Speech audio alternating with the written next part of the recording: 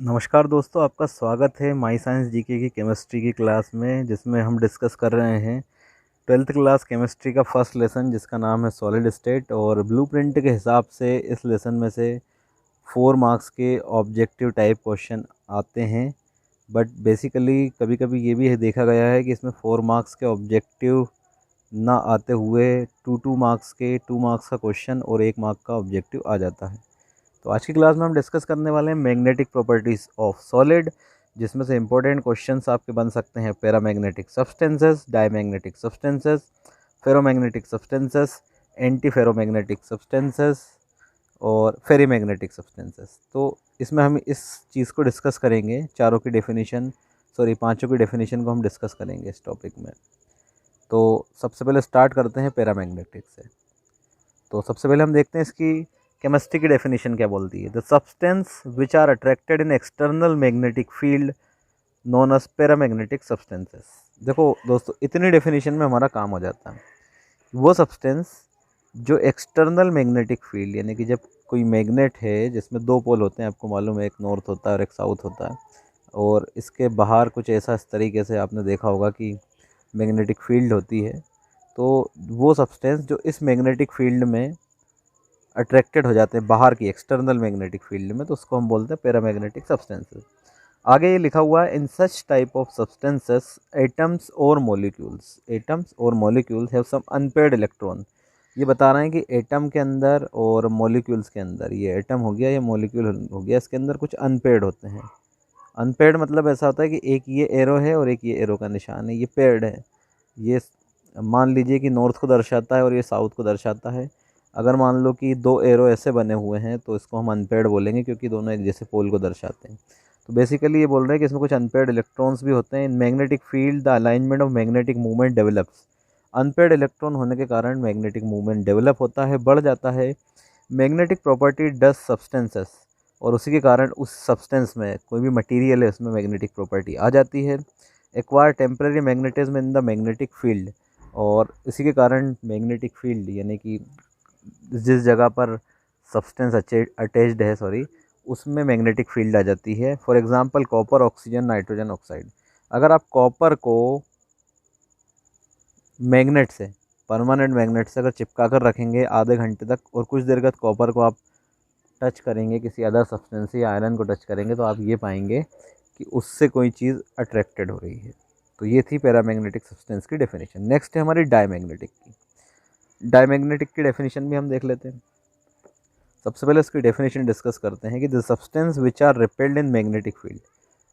तो पहले जो हमने पैरामैग्नेटिक पढ़ा था उसमें अट्रैक्शन हो रहा है, लेकिन डायमैग्नेटिक में क्या हो रहा है, रिपल्शन हो रहा है। तो इसका शॉर्टकट होगा P for paramagnetic, A for attraction, D for diamagnetic, R for repulsion. तो इसका शॉर्टकट, या हमें बोल सकते हैं कि फ्लो चार्ट भी हम इसका बना सकते हैं।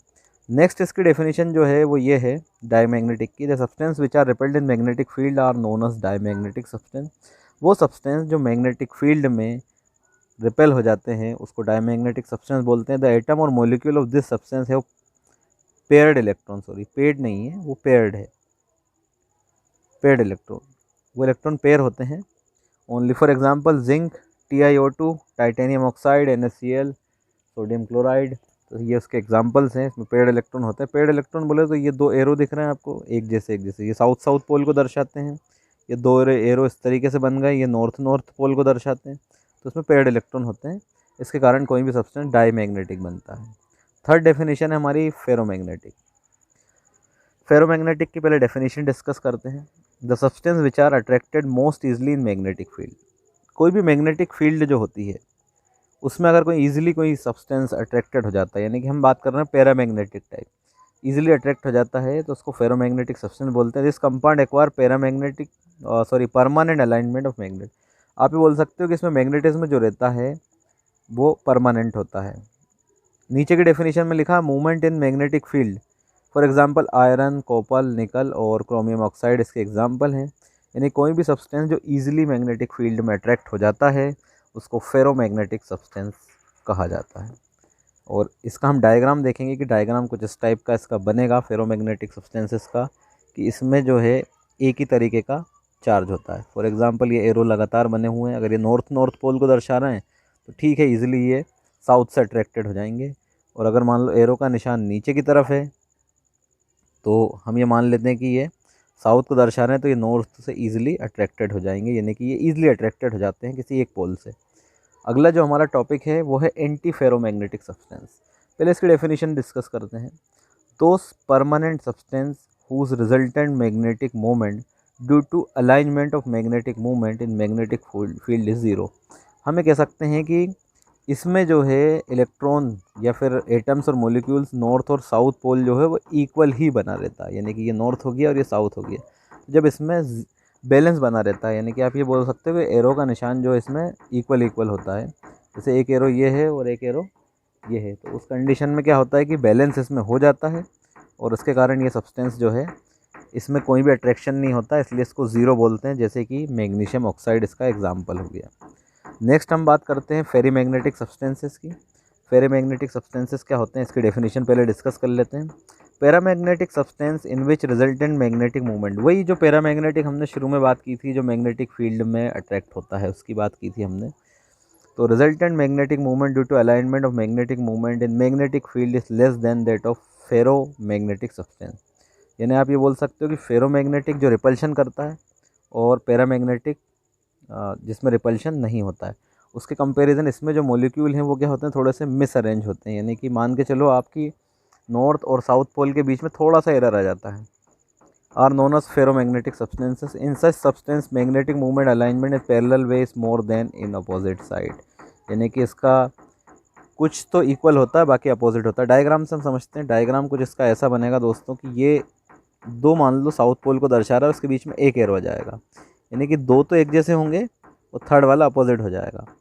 तो इस तरीके से इसका हिसाब किताब बिगड़ जाता है। फिर दो एक जैसे होंगे, फिर एक उसमें अपोजिट हो जाएगा, तो इसको हम फेरोमैग्नेटिक सब्सटेंस बोलते हैं। तो आज हमने 5 टॉपिक इंपॉर्टेंट डिस्कस किए थे मैग्नेटिक प्रॉपर्टी में। पैरामैग्नेटिक सब्सटेंस जो ईजिली मैग्नेटिक फील्ड में अट्रैक्ट होते हैं, डायमैग्नेटिक सब्सटेंस जो रिपल्शन होता है, फेरोमैग्नेटिक सब्सटेंस जो बहुत ही ईजिली अट्रैक्ट हो जाता है, एक ही पोल होता है इसमें। एंटी फेरोमैग्नेटिक सब्सटेंस की हम बात करते हैं। एंटी फेरोमैग्नेटिक वो होता है जिसमें इक्वल होता है, जिसमें कोई अट्रैक्शन ही नहीं होता, ज़ीरो होता है वो, बेसिकली बात करें तो ज़ीरो। उसके बाद फेरीमैग्नेटिक सब्सटेंस जिसमें हल्की सी एरर होती है, यानी कि दो पोल्स के बीच में हम बात करें, दो पोल्स के बीच में एक एरर आ जाती है, तो उसको फेरीमैग्नेटिक सब्सटेंस बोलते हैं। दोस्तों आज की क्लास में इतना ही। आगे हम डिस्कस करेंगे लेसन नंबर 2 सॉल्यूशंस की कुछ इंपॉर्टेंट डेफिनेशंस जो एग्जामिनेशंस में आती हैं। 2 मार्क्स 4 मार्क्स बेसिस का ब्लूप्रिंट के अकॉर्डिंग उसमें से 2 और 3 या 4 मार्क्स का एक क्वेश्चन आता है, एक 2 मार्क्स का क्वेश्चन आता है, उसी के अकॉर्डिंग हम उसकी प्रिपरेशन करेंगे। तो आज के लिए इतना ही। देखते रहिए माई साइंस जीके की क्लासेस।